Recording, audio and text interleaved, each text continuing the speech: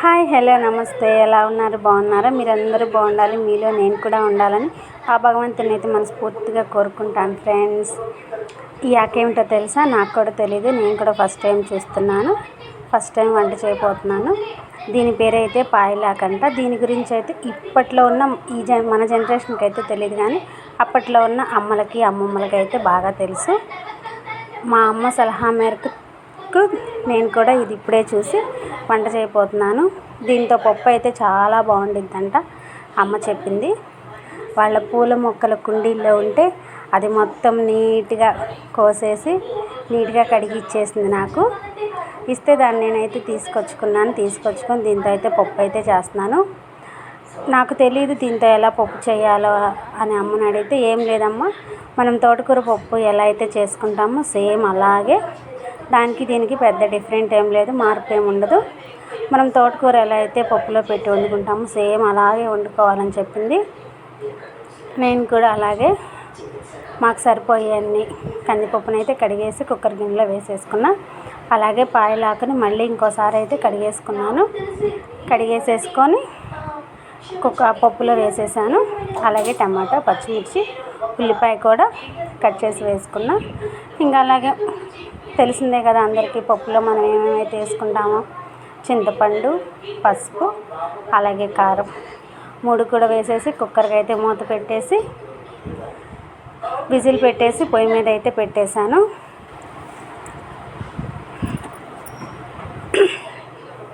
దానికి సరిపడంత వాటర్ వేసేసుకొని పెట్టేసుకున్నాను. మీ అందరికైతే చిన్న చిట్కా చెప్తాను ఇప్పుడు కుక్కర్ గురించి. పప్పుకి మొత్తంగా ఒక 5 విజిల్స్ అయితే మనం రానిచ్చామంటే గ్యాస్ మీద వెంటనే చాలా మెత్తగా ఉడికిపోతుంది. మనం పప్పు గుత్తి పెట్టి ఎనపాల్సిన అవసరం ఉండదు. గెంటితో తిప్పేస్తేనే పప్పు అంతా మెత్తగా అయిపోయి ఉంటుంది, అంత మెత్తగా ఉడికిపోతుంది. 5 విజిల్స్ అయితే రానివ్వాలి. హైలో కాకుండా మీడియంలో పెట్టి ఉడికిస్తే 5 విజిల్స్కి మెత్తగా అయిపోతుంది. నేనైతే ఎప్పుడు అలాగే ఉడికించుకుంటాను. అలా గెంటితో తిప్పేస్తేనే మెత్తగా మెదిగిపోతుంది.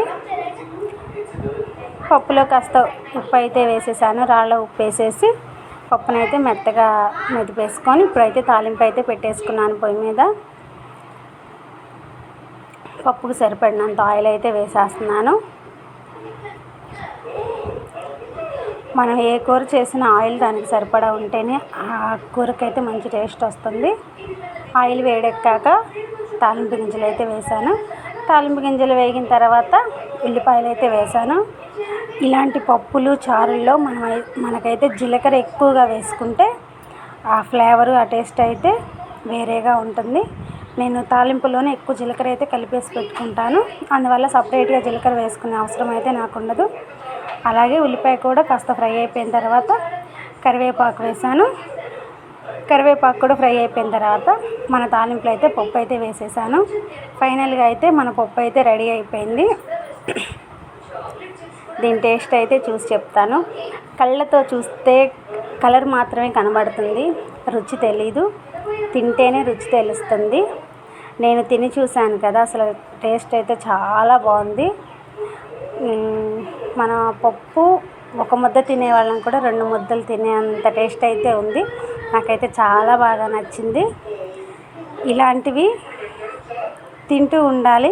అప్పట్లో వాళ్ళు ఇవన్నీ తిన్నారు కాబట్టి వాళ్ళు అంత ఎనర్జీగా ఉన్నారు. ఇప్పుడు మనం తినట్లేదు కాబట్టి మనం అంతా ఇంత వీక్ అయిపోతున్నాం. నాకైతే చాలా బాగా నచ్చింది.